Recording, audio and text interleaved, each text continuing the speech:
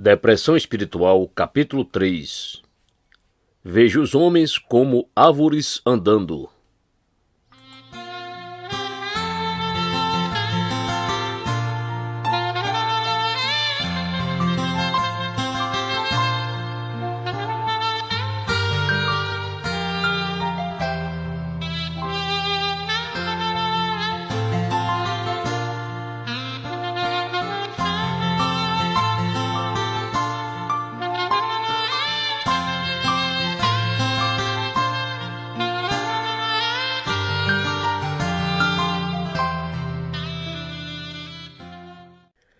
Eles foram para Betsaida, e algumas pessoas trouxeram um cego a Jesus, suplicando-lhe que tocasse nele. Ele tomou o cego pela mão e o levou para fora do povoado. Depois de cuspir nos olhos do homem e impor-lhes as mãos, Jesus perguntou: "Você está vendo alguma coisa?" Ele levantou os olhos e disse: "Vejo pessoas. Elas parecem árvores andando." Mais uma vez, Jesus colocou as mãos sobre os olhos do homem. Então seus olhos foram abertos e sua vista lhe foi restaurada, e ele vê tudo claramente. Jesus mandou para casa, dizendo: "Não entre no povoado." Marcos 8, versos 22 a 26. Quero chamar sua atenção para este incidente, como parte de nossas considerações sobre o tema que estamos examinando e que denominei depressão espiritual. Estamos considerando este assunto não somente porque é um fato triste e trágico que um cristão possa se sentir deprimido e miserável, mas também por causa da situação geral da igreja atualmente. Não hesitem em afirmar, novamente, que uma das razões por que a igreja cristã exerce tão pouca influência no mundo moderno é que tantos cristãos estão nesta condição. Se todos os cristãos começassem a agir e a viver conforme o Novo Testamento ensina, a igreja não enfrentaria problemas para evangelizar. A questão se resolveria por si mesma. É porque estamos falhando como cristãos em nossa vida diária, em nosso comportamento e testemunho, que a igreja exerce tão pouca influência e tão poucos são atraídos a Deus através do Senhor Jesus Cristo. Portanto, por esse motivo tão premente, é imprescindível que tratemos desta questão.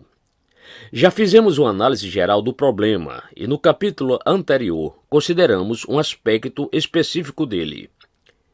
Vimos que há alguns cristãos nesta condição porque nunca realmente entenderam com clareza a grande doutrina básica da justificação pela fé. Na verdade, essa foi a causa de todo o problema antes da Reforma Protestante. A Reforma trouxe paz, felicidade e alegria à vida da igreja, de uma forma que ela não conhecera desde os primeiros séculos, e tudo aconteceu porque a doutrina básica da justificação pela fé foi redescoberta.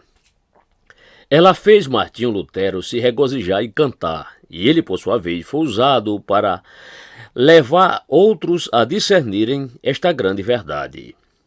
Ele produziu essa grande alegria na igreja, e se, por um lado, hesitamos em declarar que aqueles que não entenderam esta questão com clareza não sejam cristãos, por outro lado, é um fato que no momento que a entendem, imediatamente deixam de ser cristãos tristes e se tornam cristãos radiantes. Vamos agora para o passo seguinte e quero considerá-lo à luz deste extraordinário incidente na vida e no ministério do nosso bendito Senhor, registrado em Marcos 8, versos 22 a 26. Observarão imediatamente que estamos tratando de um caso completamente diferente. E este quadro ilustra isso de forma bastante clara. Em vários aspectos, é o mais extraordinário de todos os milagres realizados por nosso Senhor e Salvador. Lembram-se dos detalhes do que ele fez por esse homem cego? Ele o tomou pela mão, levou-o para fora do povoado, cuspiu nos seus olhos, impôs as mãos sobre ele e então perguntou ao homem se podia ver alguma coisa. O homem disse: "Sim, vejo. Vejo os homens como árvores andando." Então o Senhor pôs as mãos novamente sobre os olhos do homem e desta vez a sua vista foi restaurada e ele viu claramente. Isso, obviamente, é algo de muito importância. O que aconteceu neste caso não foi acidental. Temos outros exemplos em que o Senhor curou pessoas cegas, e é evidente que ele poderia ter curado este homem instantaneamente, dizendo apenas: receba a vista. Nosso Senhor tinha esse poder, nada era impossível para ele. Já tinha feito isso antes e podia fazê-lo novamente. Então o que ele fez aqui foi feito deliberadamente e com um propósito. Nada que o Senhor Jesus fez foi feito a esmo ou acidentalmente. Todas as suas ações eram deliberadas quando ele mudava seu método. Sempre tinha uma razão muito boa para fazer isso. Não havia nada particularmente difícil neste caso. A variação no tratamento não era causada por isso. Era devido ao plano determinado pelo próprio Senhor de operar o milagre desta forma, a fim de ensinar uma lição e comunicar certa mensagem. Em outras palavras, todos os milagres do Senhor foram mais do que simples eventos, de certa forma, também foram parábolas. Isso não quer dizer que não cremos nos incidentes em si, como sendo fatos reais na história. Estou simplesmente declarando que um milagre é também uma parábola. E se isso é verdade a respeito de todos os milagres, é especialmente verdade a respeito deste aqui. De fato, o Senhor obviamente mudou o método aqui, a fim de ensinar uma lição vital e importante.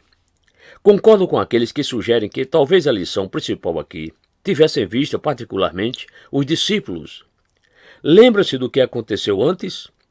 Eles se esqueceram de levar pão no barco e por isso tinham apenas um consigo. Começaram então a se preocupar com isso e ficaram perturbados. Ao falar com eles no barco, nosso Senhor disse: estejam atentos e tenham cuidado com o fermento dos fariseus e com o fermento de Herodes. E eles discutiam entre si, dizendo: é porque não temos pão. Visto que ele mencionou a palavra fermento, pensaram que ele estava falando de pão. Eram literalistas, faltava-lhes entendimento espiritual. E por isso a palavra fermento fez com que pensasse apenas em pão e no fato de terem se esquecido de levar um suprimento. Por essa razão estavam perturbados e apreensivos, e o Senhor lhes fez uma série de perguntas penetrantes, terminando com esta: ainda não compreendem ou percebem?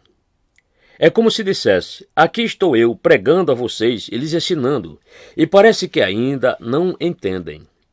Estão perturbados porque têm somente um pão e, no entanto, testemunharam 2 milagres, os quais provam que, com apenas alguns pães e peixes, eu posso alimentar milhares de pessoas. Como é que ainda não entendem? Creio que ele tratou do homem cego daquela maneira a fim de lhes dar uma imagem de si mesmos. Ele adotou esta técnica registrada aqui, para que os discípulos pudessem se ver a si mesmos, como realmente eram. Entretanto, há um sentido mais profundo aqui. É uma lição permanente para o povo de Deus. É uma mensagem terrível. Estou ansioso para chamar a sua atenção para isso porque há muitas pessoas que são como este homem. E há muitas pessoas que parecem ainda estar na primeira fase que este homem atravessou, no processo de ser curado. Nosso Senhor cuspiu nos seus olhos e perguntou: você está vendo alguma coisa? E ele respondeu: vejo pessoas. Elas parecem árvores andando.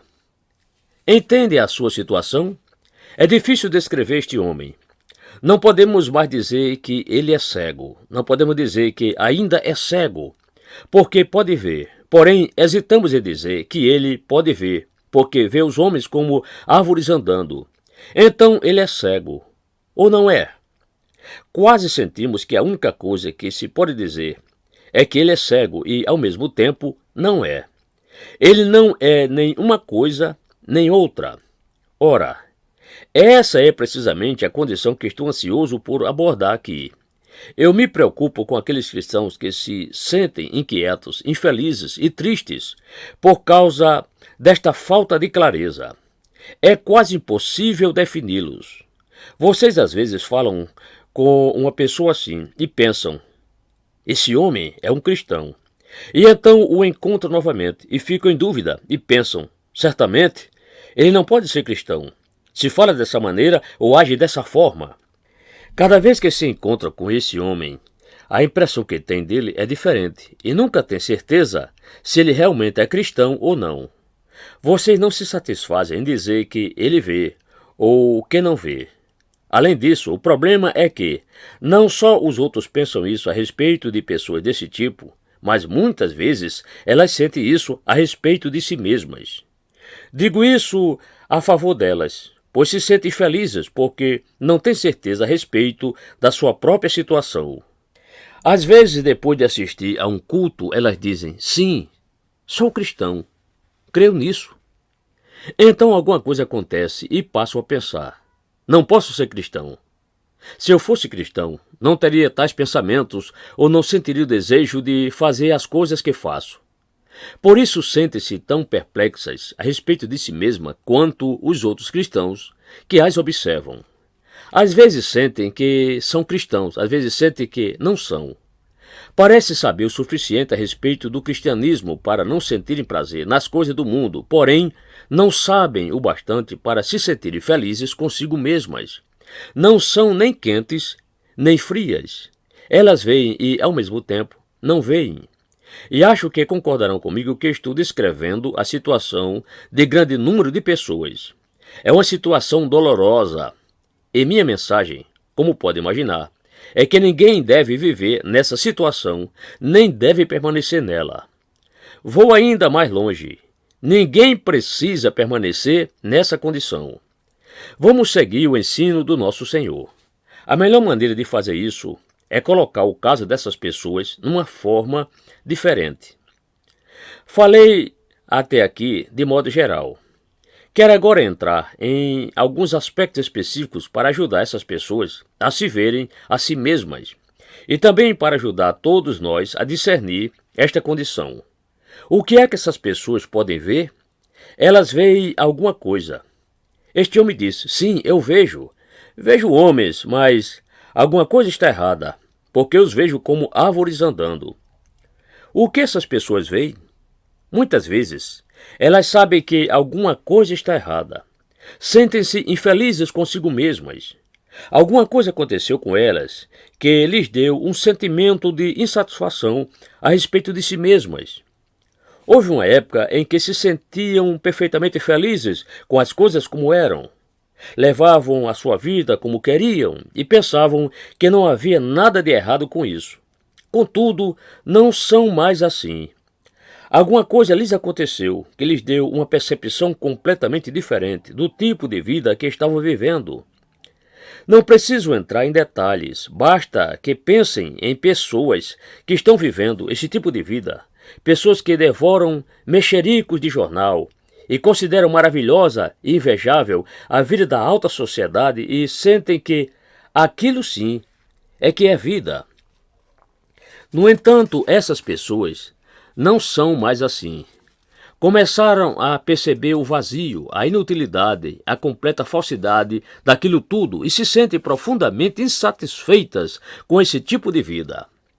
Percebem que, mesmo a parte de tudo mais, não é uma escolha inteligente, que é uma espécie de vida completamente vazia. Tornam-se infelizes com a sua situação, dizendo que não podem continuar assim. Há muitas pessoas nessa situação e muitas delas passam por essa fase. É uma fase em que o homem vê que tudo mais está errado, embora ainda não tenha visto que o cristianismo está certo. E isso muitas vezes o leva ao cinismo e até mesmo ao desespero. Já vi muitos exemplos dramáticos disso. Lembro muito bem o caso de um homem que era um cirurgião extraordinário em Londres, de muita proeminência. Subitamente, para a surpresa de todos os que o conheciam, ele anunciou que tinha desistido de tudo e se tornara um médico de navio. O que aconteceu com esse homem foi o seguinte: ele era muito famoso em sua profissão e tinha ambições perfeitamente legítimas com respeito a certas honras em sua profissão. Todavia, desapontamentos a esse respeito de repente lhe abriram os olhos para toda a situação. Ele concluiu que não havia satisfação duradoura na vida que estava levando. Ele percebeu tudo isso, mas não se voltou para Cristo. simplesmente se tornou cínico e deixou tudo. E já houve outros exemplos notáveis de homens que abriram mão de tudo e foram para algum lugar isolado, onde encontraram certa medida de paz e felicidade, sem se tornarem cristãos. Essa é uma possibilidade. No entanto, eles podem até mesmo ir além e perceber as qualidades superiores da vida cristã, como estão expressas no Sermão do Monte. Dizem: não há dúvida de que a vida cristã é a única vida real, se simplesmente todos vivessem assim. Talvez tenham lido as biografias dos santos e reconhecido que esses homens tinham algo maravilhoso em suas vidas. Houve um tempo em que não tinham qualquer interesse nisso, mas agora passaram a compreender que a vida descrita no Sermão do Monte é a única que vale a pena viver. E também, lendo 1 Coríntios 13, dizem: se apenas todos vivêssemos assim, este mundo seria um paraíso. Eles passaram a perceber isso com muita clareza e pode até mesmo ter ido mais além, concordando que Jesus Cristo é a única esperança, que Ele é, de algum modo, o Salvador. Notem como expressei isto, que Jesus Cristo é, de algum modo, o Salvador. Chegaram a ver que ele poderia ajudá-los e que o cristianismo é a única esperança para o mundo e, de algum modo, percebem e sabem que essa pessoa, Jesus, pode ajudá-los. Houve um tempo em que não estavam interessados, quando o puseram de lado, sem qualquer consideração mais séria. Porém, isso mudou. Compreendendo o vazio deste mundo e vendo o tipo de vida vivida por certos cristãos, e sabendo que Jesus Cristo é a razão dessa diferença, percebem que, de alguma maneira, ele deve ser o Salvador. Por isso estão interessados nele e querem saber mais a seu respeito. Até aí, eles veem claramente.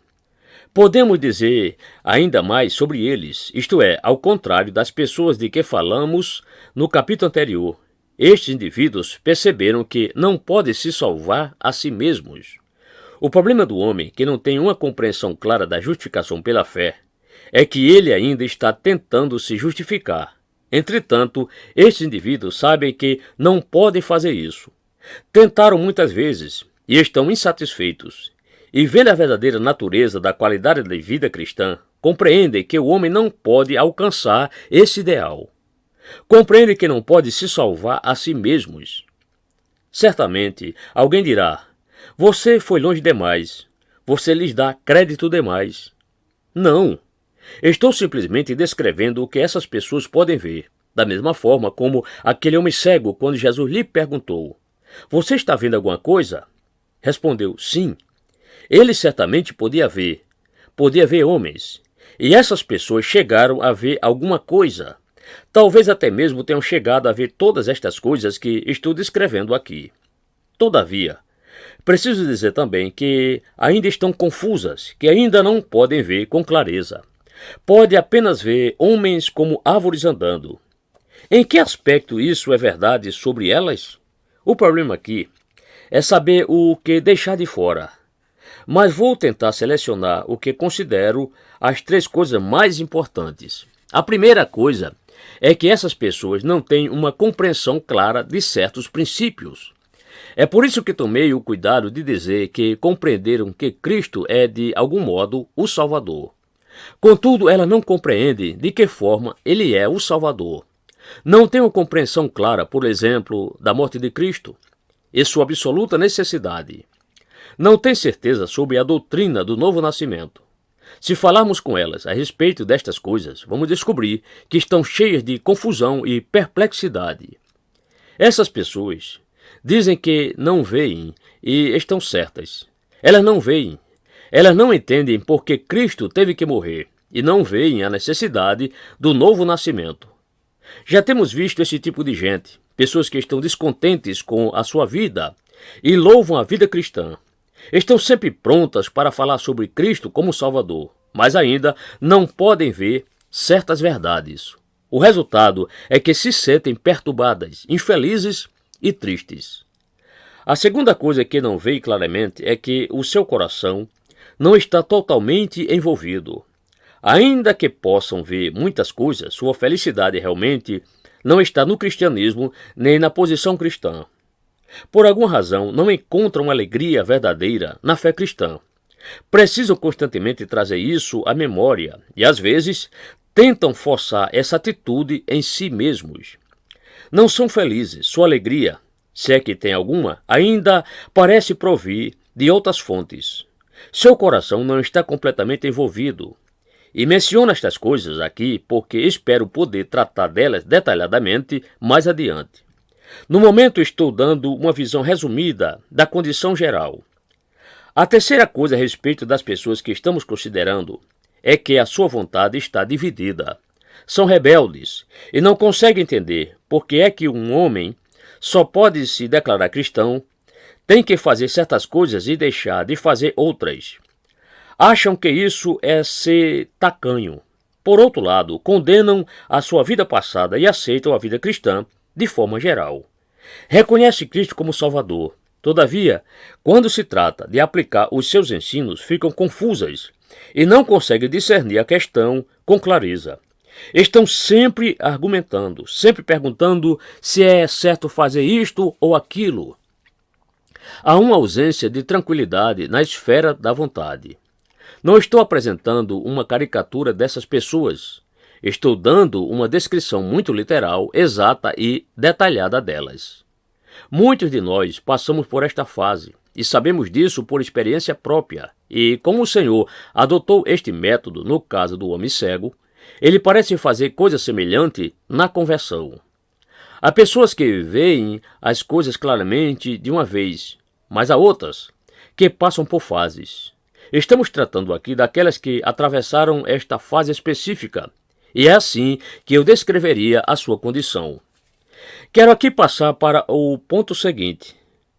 Por que, quando o Senhor Jesus estava ensinando, ele apresentou aquela série de perguntas aos discípulos e então demonstrou tudo desta forma dramática, através deste incidente? Ou, para expressá-lo de forma diferente, quais são as causas desta condição? Por que alguém deveria passar por esta situação indefinida, cristão e não cristão, como se fosse sim e não ao mesmo tempo? Não há dúvida de que às vezes a responsabilidade é inteiramente do evangelista, usado para despertá-los. Os evangelistas muitas vezes são a causa do problema. Na sua ansiedade de ver resultados, muitas vezes causam este problema. No entanto, nem sempre é culpa do evangelista. Com frequência a culpa é da própria pessoa, e vou mencionar algumas das maiores razões por que acaba nesta situação. Primeiro, em geral, essas pessoas protestam contra definições muito precisas e limitadas. Elas não gostam de nada que seja muito claro e absoluto. Não precisamos entrar nas razões específicas disso. Acho que elas se opõem à clareza de pensamento e definição por causa de suas exigências.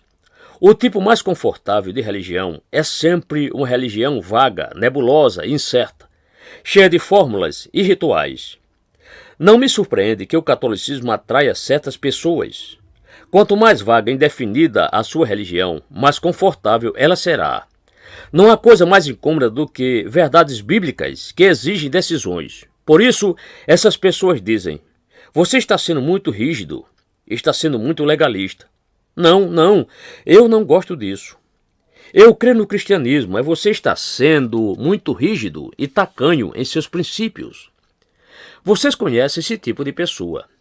Entretanto, se começarem com a teoria que o cristianismo não é definido, não se surpreendam se acabarem como este homem, vendo homens como árvores andando. Se começar a sua vida e experiência cristã dizendo que não querem uma perspectiva exata ou uma definição precisa para a sua fé, é provável que vocês não a tenham. A segunda causa, e muitas vezes o grande problema com essas pessoas, é que elas nunca aceitam completamente os ensinos e a autoridade das Escrituras. Suponho que, em última análise, esta seja a grande causa do problema. Elas não se submetem totalmente à autoridade da Bíblia. Se simplesmente nos aproximássemos dela como crianças, com uma aceitação sem reservas, permitindo que a Bíblia falasse conosco, este problema não existiria. Essas pessoas não fazem isso. Elas misturam as suas próprias ideias com verdades espirituais. Naturalmente, elas afirmam que se baseiam nas Escrituras, mas, e esta é a palavra fatal, imediatamente passam a modificá-las. Aceitam certas ideias bíblicas, mas há outras ideias e filosofias remanescentes do seu velho estilo de vida que desejam conservar consigo. Misturam ideias naturais com ideias espirituais. Dizem gostar do Sermão do Monte de 1 Coríntios 13, declaram crer em Cristo como Salvador, mas argumentam que não devemos ser muito extremistas nestas questões, que devemos ser moderados. Então começam a modificar as Escrituras, recusam-se a aceitar a sua autoridade em todos os aspectos, na pregação e na vida, na doutrina e na sua visão do mundo. As circunstâncias mudaram, dizem, e a vida não é mais o que costumava ser. Estamos vivendo no século XX e mudam a Bíblia aqui e ali, adaptando-a às suas próprias ideias, em vez de aceitar a doutrina das Escrituras do começo ao fim, reconhecendo a irrelevância dessa conversa sobre o século XX. A Bíblia é a palavra de Deus, ela é eterna. E visto que ela é a palavra de Deus, devemos nos submeter a ela e confiar que o Senhor usa os seus próprios métodos à sua própria maneira. Outra causa deste problema é que quase invariavelmente suas vítimas não estão interessadas em doutrina. Vocês estão interessados em doutrina? Às vezes essas pessoas são tolas ao ponto de contrastar o que consideram leitura espiritual das Escrituras com doutrina. Dizem que não estão interessadas em doutrina, que gostam de exposição bíblica, mas não de doutrina. Declaram crer nas doutrinas que estão expostas na Bíblia e que provêm da Bíblia, porém, é incrível, mas é verdade, eles estabelecem este contraste fatal entre exposição bíblica e doutrina. No entanto, qual é o propósito da Bíblia se não apresentar doutrina? Qual é o valor da exposição bíblica se ela não nos leva à verdade? Contudo, não é difícil entender a sua posição. É a doutrina que fere, é a doutrina que define as coisas. É uma coisa apreciar as histórias e se interessar por palavras e nuances de sentido. Isso não perturba, não focaliza a atenção no pecado, nem exige uma decisão. Podemos relaxar e apreciar isso, contudo, a doutrina fala conosco e exige uma decisão. Doutrina é verdade, e ela nos examina e nos prova e nos força a uma autoanálise. Então, se começamos com objeções à doutrina como tal, não é de se surpreender que não vejamos com clareza. O propósito de todos os credos elaborados pela Igreja Cristã, bem como todas as confissões de fé e doutrina ou dogmas, foi capacitar as pessoas a verem com clareza. Foi por isso que foram formulados. Nos primeiros séculos do cristianismo, o evangelho foi pregado de geração a geração. Não obstante, algumas pessoas começaram a ensinar coisas erradas. Por exemplo, algumas começaram a dizer que Cristo realmente não veio em forma humana, e sim que era uma aparição espiritual.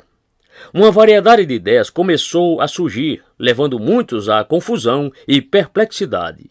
Por isso a igreja começou a formular as suas doutrinas na forma do Credo dos Apóstolos e outros. Vocês acham que os pais da igreja fizeram essas coisas simplesmente porque gostavam de fazê-las? Não. Eles tinham em vista um propósito muito mais prático. A verdade deve ser definida e preservada para que as pessoas não andem em erro. Então, se temos objeções à doutrina, não é de se admirar que não vejamos as coisas com clareza ou que nos sintamos infelizes e tristes. Não há nada que ajude tanto um homem a ter clareza em sua visão espiritual quanto uma compreensão das doutrinas da Bíblia. A última explicação desta condição que mencionei aqui é o fato de que muitas pessoas não captam as doutrinas das Escrituras em sua ordem correta. Este é um ponto importante e espero poder me aprofundar nele mais adiante. No entanto, sei disso por experiência pessoal. É importante que tomemos as doutrinas das Escrituras em sua ordem certa. Se tomarmos a doutrina da regeneração antes da doutrina da expiação, teremos problema. Se estivermos interessados no novo nascimento e em termos uma nova vida, antes que tenhamos uma visão clara da nossa posição diante de Deus, cairemos em erro e eventualmente nos sentiremos miseráveis. O mesmo se aplica se tomarmos a santificação antes da justificação. As doutrinas devem ser tomadas na ordem certa. Em outras palavras, podemos resumir isso tudo dizendo que a grande causa do problema que estamos considerando é uma recusa em persistir e examinar as coisas até o fim. É o perigo fatal de querer aproveitar algo antes de realmente captá-lo e tomar posse dele.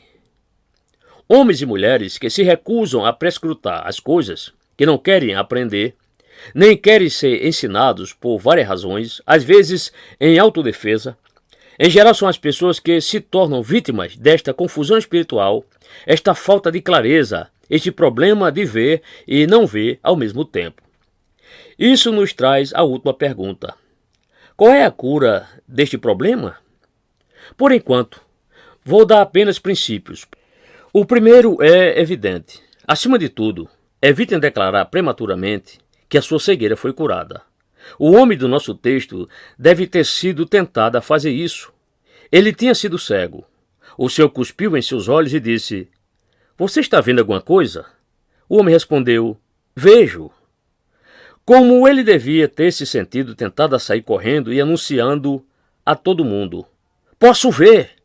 De certa forma, ele podia ver, mas a sua visão era incompleta e imperfeita, e era vital que ele não desse testemunho antes de ver claramente. É uma grande tentação e posso entendê-la, mas fazer isso é fatal. Muitos estão fazendo tal coisa atualmente e são incentivados e encorajados a fazer isso, proclamando que veem, quando é tão claro para os outros que eles não veem claramente e realmente ainda estão muito confusos e acabam prejudicando muitas pessoas. Descrevem homens a outros como árvores andando e acabam confundindo outras pessoas. A segunda coisa é o oposto da primeira. A tentação do primeiro é correr e proclamar que pode ver, antes de poder enxergar claramente. Todavia, a tentação do segundo é de sentir totalmente sem esperança e dizer: "Não adianta continuar. Puseste cuspe nos meus olhos e me tocaste. De certa forma eu vejo, mas vejo homens como se fossem árvores andando." Muitas vezes, pessoas assim vêm falar comigo, dizendo que não conseguem ver a verdade com clareza. Em sua confusão, ficam desesperadas e perguntam: "Por que não posso ver?" Isso tudo não adianta. Param de ler as suas Bíblias, param de orar. O diabo já desencorajou muitos com as suas mentiras. Não dê atenção a ele. Qual então é a cura? Qual é o caminho certo? É ser sincero e responder à pergunta do Senhor com honestidade e franqueza. Este é o segredo da questão. Jesus se voltou para o homem dizendo: "Você está vendo alguma coisa?" E o homem disse com absoluta franqueza: "Vejo pessoas, elas parecem como árvores andando." O que salvou este homem foi a sua honestidade. A pergunta então é: qual é a nossa posição? O propósito deste sermão é justamente tratar desta pergunta. Qual é a nossa posição? O que vemos realmente? Vemos as coisas com clareza? Somos felizes? Vemos realmente? Ou vemos ou não vemos? E precisamos saber exatamente qual é a nossa posição. Conhecemos a Deus? Conhecemos a Jesus Cristo? Não somente como nosso Salvador, mas será que o conhecemos realmente?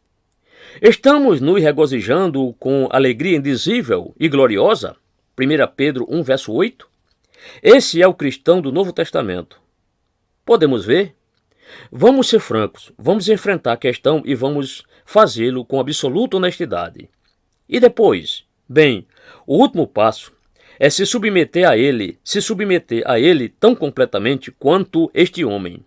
Ele não fez objeções ao tratamento suplementar, mas se regozijou com o mesmo. E creio que se o Senhor não tivesse dado aquele passo adicional, o homem teria lhe pedido que o fizesse. E você, meu amigo, pode fazer o mesmo. Venha a palavra de Deus. Pare de fazer perguntas. Comece com as promessas em sua ordem certa. Diga: "Quero a verdade, não importa o preço." Ligue-se a ela, submeta-se a ela. Submeta-se totalmente como uma criança e implore que ele lhe dê visão clara, visão perfeita. e que o faça uma pessoa completa. E ao fazer isso, é meu privilégio lembrá-lo de que ele pode fazê-lo. Sim, e mais, eu lhe prometo, em seu bendito nome, que ele vai fazê-lo. Ele nunca deixa nada incompleto. Esse é o ensino. Ouça-o. Este homem foi curado e restaurado e passou a ver tudo claramente. A posição cristã é uma posição clara. Não fomos destinados a permanecer numa situação de dúvida e apreensão, de incerteza e infelicidade. Você acha que o Filho de Deus veio do céu, viveu entre nós e fez tudo o que a Bíblia registra, morreu numa cruz e foi sepultado e ressuscitou, que ele subiu aos céus e enviou o Espírito Santo para nos deixar num estado de confusão? É impossível. Ele veio para que pudéssemos ver com clareza, para que pudéssemos conhecer a Deus. Ele veio para nos dar vida eterna. Esta é a vida eterna.